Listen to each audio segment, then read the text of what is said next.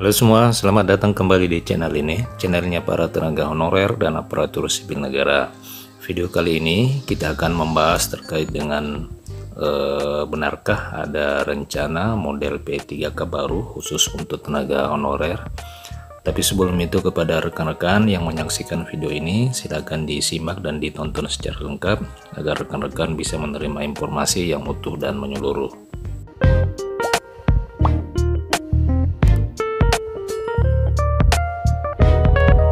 Rekan-rekan sekalian, beredar kabar ada perubahan mekanisme untuk penyelesaian terkait dengan persoalan honorer lewat mekanisme pengangkatan menjadi pegawai pemerintah dengan perjanjian kerja. Solusi itu bahwa ada perubahan mekanisme dalam penyelesaian terkait honorer lewat mekanisme pengangkatan menjadi pegawai pemerintah dengan perjanjian kerja. Ketua Forum Guru Honorer Negeri Lulus Passing Grade seluruh Indonesia, Hetty Kustrianingsih, bahkan menyebutkan isu panas terkait dengan P3K model baru ini sudah beredar beberapa pekan terakhir. Bahkan berkembang isu yang menyebutkan bahwa P3K bukan lagi aparatur sipil negara. Sementara itu, menanggapi persoalan itu, Bapak Pelaksana Tugas Badan Kepegawaian Negara Bima Haryawibisana mengakui memang saat ini ada perubahan mekanisme P3K. Namun ia enggan untuk membeberkan detailnya. Alasannya, hasil kesepakatan antara pemerintah pusat dan asosiasi pemerintah daerah tersebut harus dilaporkan terlebih dahulu kepada Komisi 2 DPR RI.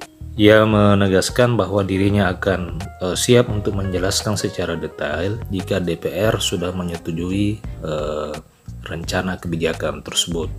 Dia menegaskan P3K tetap ada, tetapi dengan pengaturan dan aturan yang berbeda. Sedangkan terkait dengan isu bahwa P3K model baru ini menghilangkan status sebagai aparatur sipil negara, hal itu secara tegas dibantah oleh Kepala BKN ini. Dirinya menegaskan bahwa sampai dengan saat ini P3K tetap mengacu kepada Undang-Undang Nomor 5 Tahun 2014 tentang aparatur sipil negara. Di dalam Undang-Undang Nomor 5 tersebut disebutkan bahwa aparatur sipil negara itu terdiri dari PNS dan P3K. Sehingga untuk menghindari kesalahpahaman di kalangan honorer, Bima mengingatkan Badan Kepegawaian Daerah maupun Badan Kepegawaian Pengembangan Sumber Daya Manusia untuk tidak memberikan informasi maupun pernyataan yang belum ada landasan hukumnya. Sebelumnya, rekan-rekan sekalian, Ketua Dewan Pengurus Asosiasi Pemerintah Kota seluruh Indonesia Bima Arya menyampaikan bahwa rapat koordinasi tentang kebijakan penataan tenaga honorer sudah menemui titik terang. Disebutkan baik pemerintah pusat dalam hal ini Menpan, RB, dan PLT Kepala BKN serta asosiasi Pemda sudah sepakat dengan opsi penyelesaian tenaga honorer. Menurut Arya, kesepakatan dalam rakor tersebut nantinya akan dituangkan dalam sebuah regulasi. Salah satu yang diatur dalam payung regulasi adalah terkait isu-isu pembiayaan. Seperti diketahui rekan-rekan bahwa pembiayaan gaji dan tunjangan P3K dengan saat ini masih menjadi polemik. Banyak pemerintah daerah mengaku tidak memiliki anggaran, sedangkan pusat mengklaim anggaran gaji dan tunjangan P3K sudah ditransfer lewat dana alokasi umum.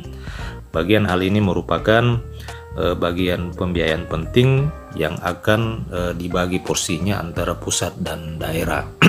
Jadi rekan-rekan sekalian, terkait dengan wacana perubahan aturan tentang P3K ini sudah dijawab oleh Pak Kepala Badan Kepegawaian Negara, sehingga hal ini bisa menjawab pertanyaan rekan-rekan di video saya sebelumnya. Terima kasih telah menyaksikan video ini, sampai jumpa di video selanjutnya.